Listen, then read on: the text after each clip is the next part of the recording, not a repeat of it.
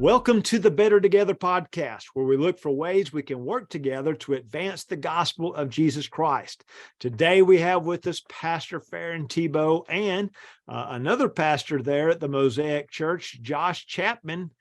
They have been working there at the Mosaic Church for several years, and they've been quite effective in reaching college students with the gospel of Jesus Christ. And so today, I want you to think about, do you have a college close to you? Or do you have students that may be going away to college? What might we be able to do to more effectively reach them and disciple them in the Christian faith? And so, Pastor Faron and Pastor Josh, thank you for joining us today, my friends. Thank you, Dr. Moody. So I need to point out, I was at your church a couple of months ago, and even though it was not during the regular school semester, there were college students that were there. There were faculty members that were there. And it became real evident to me real quickly that the Mosaic Church is doing a very good job of reaching college students with the gospel. It also became clear that was a focus there at the Mosaic Church. So I wanted to start out by asking you, let's say I have a church let's say I'm a church and I've got a college in my community. Should I be interested in reaching those particular college students with the gospel? Maybe I just have a community college, or maybe I have college age folks. Should that be a focus of our church, trying to reach them with the gospel? So let's start out talking about that. I'll say a couple things. I can let Josh go, but absolutely. If there's a college within your community, it's part of your community. And that's part of our mandate to reach them. We exist, the church does, what we always say, the church exists today downstream of culture. We all have a little bit of whiplash trying to adjust at how quick the culture has changed. Though we exist downstream and we're constantly reacting to the culture, the college exists upstream. And I believe, of course, out of the cultural mandate from Genesis and on through the Bible, God has called the church to be his ambassadors, to exercise influence and dominion over the world in which we live, not as a government, but spiritually exercising some dominion. And if we're going to do that, we need to get involved in this generation of people's lives, these college children's or college age lives. Yeah, I agree. I think if you want to influence the culture, you got to start with the people who are in it and who are setting the culture for tomorrow. So that's a great place to start.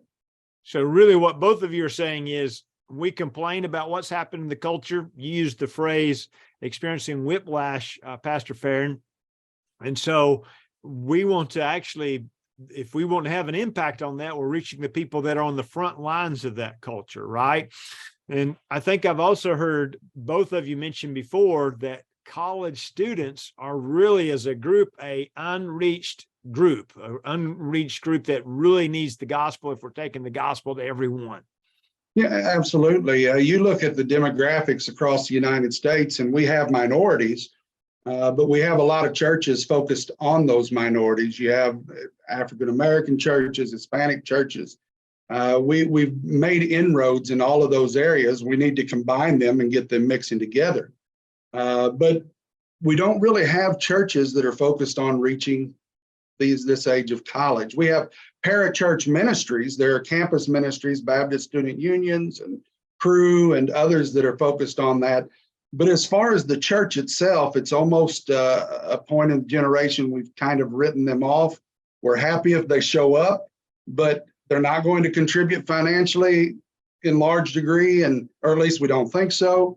And they're going to graduate and probably move on in 4 years. So if they come, good. If they don't come, good. And we lose that generation. And so I'm a pastor of a church, or I'm at a church that's near a college, and I'm like, I get it. I hear what you're saying, Pastor Thebeau, Pastor Chapman. So, but I don't know where to start. Do I have to, what do I need to do as a pastor? What do I need to do as a regular layperson at church? How can I reach out to this community with the gospel? I've got a few thoughts on that, but I'm going to defer first to Josh. I'll tell you the truth, when we were sent to plant this church, the college was not a part of my, other than reaching the internationals that were there, wasn't a part of my plan. And Josh and Eleanor graduated from Welch. They joined in with us here at Mosaic and very quickly began to make inroads there. And it became a vital part of our church life. I'd like for him to speak to that. I think the very first step is to just be present. If you're gonna, have an influence in any group of people you're trying to reach, you got to show up and be there before they're ever going to trust you. And before they ever show up, they've got to trust you first. And so, for us, it was being on campus, being involved in what the students are involved in, and then later the Lord kind of opened some doors for us to partner with some campus ministries that have just blown that open even more. So I want you to expand on that a little bit, Josh. Big NC State Wolfpack fan. Bad weekend this past weekend, but I show up at the football game. Is that going to do it for me? What kinds of things do I need to show up on campus for to get to know students there? Yeah, big events can be great. It's kind of more of a shotgun approach. But from there, you can find the inroads to those more tuned in or zeroed in spots that you can get your foot in the door and have more of an impact, typically among a smaller group, but a group that you can continue seeing week after week and build trust with. And that could be, again, a campus ministry. That could be an international student club. In our case, we do a lot with international students. That could be, a Wolfpack fan club that gets together every Friday night before the game and hangs out and cooks burgers, whatever else, And so maybe you met somebody at the game that tailgates and you kind of start working your way in there, or maybe you got a friend with more influence on campus and you kind of use that person of peace to open the door, or however it may be. It kind of comes in different shapes and sizes, but it's important to, find that and then find a deeper inroad to go in from there. So I sense food's a big deal. I heard a little bit of that. I also sensed already there are ministries on campus. Maybe I can get involved in that, volunteering with Crew or Baptist Student Union or whoever. So what you're saying is look for a way to get involved and go get involved on that campus. Yeah, there's no need to reinvent the wheel. We don't have the resources, and there's not really the need to start another campus organization. There are organizations that are there that are dying for volunteers. They're looking for somebody to come get involved, and the kids themselves are looking for somebody that's willing to pour into their lives. Mentorship is a really big thing for that generation. And if you can find those Christians that are already existent on campus, who haven't found a church that they're tied into or haven't found a home that's really ministered into their lives, you can be that. And then through influence that you exercise on their life, begin to reach the community at large or the campus at large. So I've got almost a type of official capacity if I'm a volunteer with one of these organizations. It's not just me walking onto the campus. So I think I hear you saying that's an avenue in. I also hear you saying students want to have things to do with me. How can I utilize that? Some of it ties into your own natural interest and hobbies. Josh is an avid hunter, and they love it. Josh takes them with him.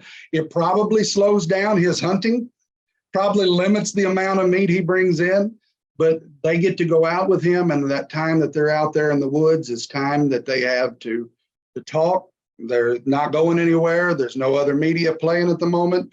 He's got time to speak to them about Jesus. They've come with me to split wood.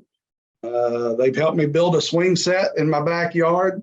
Whatever you've got going on in your life, they want to come and hang around and be there if you've shown that you're interested in their life and you actually care about them. And we should say this really works. It seems like there's a family in your church, maybe it might not even be college graduates themselves, but they've got a whole bunch of students that come over to their house. It seems like quite a bit. How in the world did that ever happen? Yeah, that's Nick and Felicia Myers. Now, they're not, I always try to caution the way I say this, they're not dummies, but they're high school graduates from a small community, down the road, Licking, Missouri. Population's about 1,200 people. He's an electrician. She's stay-at-home mom, but they run one of our community groups. And so they started getting into their homes through the community groups. If they wanted to stay up and watch TV, they wanted to see the hockey game, that was a place they could come watch the hockey game. And then Nick started showing interest in their life. He'd go over by the campus house, sit down, hang out with them, talk with them. And the more that they saw he had an interest in their life and he didn't hate them being around, the more of them started showing up in their houses. And so you have this non-college educated family that really is outside of the pastoral staff is probably the biggest workers that we have on campus. They've got a large influence. And so I can't say, hey, I don't have a this or that. Basically, I just have to be willing is what it sounds like Nick and Felicia have done. They've had an interest. And if people are coming to your house all the time, they're into Nick and Felicia, aren't they? Yeah. Mm-hmm. Yeah. And in a way, they sort of became the Rolla parents. And I can speak from this sort of happened with me with Pastor Jeff Nichols and his wife, Miss Debbie. Yes. So they shared an interest in me. They spent time with me, taking me to dinner, let me stay at their house or watching games or whatever. And that made an impact on me in college. And that's the same way we can step in for these students now. You know, they may live several hours from their parents. They may live 30 minutes from their parents. But sometimes it's nice to just have a place to go, to get a meal, to hang out. And in a way, those people can say the exact same thing their Christian parents may be saying, or maybe they didn't come from a Christian home, but it clicks a little bit different. And yeah, Dr. Moody, you understand that you got a couple kids, but sometimes we can, tell people all we want and somebody else comes through and says the same thing and it just makes sense. And in a lot of ways, that's how Faron and Abby have been, or Nick and Felicia to a lot of these students, kind of come along and bolster them in the faith. So they're hearing the same message from in a different place, really a different culture, and whatever, it just clicks, doesn't it? Mm-hmm. Yeah. So I'm a pastor. I'm a lay person at a church near a college. I could try to do something with Crew or Baptist Student Union. I try to figure out what ministries are there. I'm looking for opportunities to be on the campus, to go to the campus. And we should point out, your school is not the biggest school. How many students are there? There's a little shy of 9,000. Okay. Yeah. Okay. So we don't have to have 32,000, 25,000. And really, we don't even have to have 1,000. We just have to have students, a few students, don't we? A large Free Will Baptist church is generally about 100 people. That's what we consider. We have some that are larger, but that's a large church. A campus of 5,000 people, a campus of 4,000, you can reach some. And that's the other point that we've found as we've gone along in this. It's not enough to just bring them into your church. They'll drift from church to church to church if you're just supplying them a place to go. They like this preacher, they like this music, and then another preacher comes along, more music. You got to plug them into something, allow them to actually be a part of your church community, allow them to be a part of the service. You're not just opening your doors and here, take over. I mean, you have to disciple them, and those that are willing to commit, you're willing to give a little more latitude to. But if you can sell a vision, they want to be involved in causes that change the world. That's their desire. We, in our particular context, are working with the international community, which again, college campuses, towns with college campuses have a higher likelihood of having an international presence than other towns across the United States.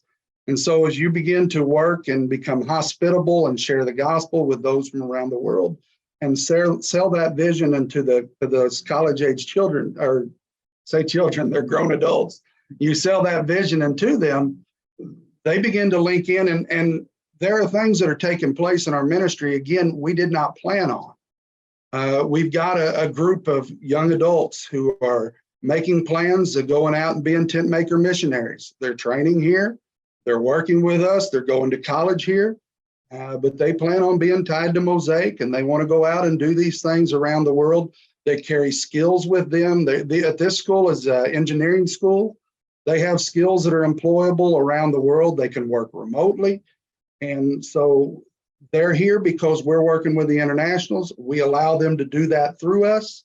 And we're able to provide some mentorship, some discipleship, and some training to prepare them to go on and serve in these contexts. So you've got students from all over the world. Let's come back and let's remember the discipleship part of it. you are discipling them, you're training them in the Christian faith, you're involving them. Anyone, and I encourage you to check out check it out online, check out your service. You'll see many of these singing or participating in some way after they've been discipled. But these international students sometimes go back to where they came from and they take the gospel with them. So you really are having a global impact, whether they're part of a church here, church plant here, or across the world, aren't they? Yeah, we have one. I can't speak to who it is and where he's from at this point in time because of the danger factor that's involved, but that's exactly their plan. They said they came here to find out about Jesus. Now they know, and their plan is to take it back into an area. He said formerly there was a church there. It's long been shut down by the government. There is no gospel presence. Their thought is to go back into their community and take the gospel of Jesus Christ with them. So we're talking about students that are just on campus. It's an unreached people group almost. We're talking about even the international students, but less than 1,000 Free Will Baptist go to Free Will Baptist Christian colleges, Welch, Southeastern, Randall, or California Christian. So that means a lot of our folks are going to the local community college or some other state or private college. So I think you guys have done something in this to try to say, send them to us. Let's talk a little bit about, I've got a kid going off to college, or I'm a pastor and I've got a couple of kids going away. What kinds of things do I need to do to get them tied into people like you? Yeah, Stan Bunch is our state director. He's mentioned us as he goes around to the quarterly meetings and tries to keep us out in front of the people and let them know we're here. The mission board, obviously, beginning with Frank Webster, and now Steve Reeves heads up the state of Missouri missions. They put that out there that we are here. And so in what we have found, we spoke earlier about the instability of these college students, that if we kind of watch out for each other, that word of mouth begins to spread. There's a church here that is actually discipling them and training them, which I would put we use a lot of Robbie Gallaty's stuff, which Josh brought to us, and he'll be at the leadership conference this year. So you want to hear that if you get an opportunity to go.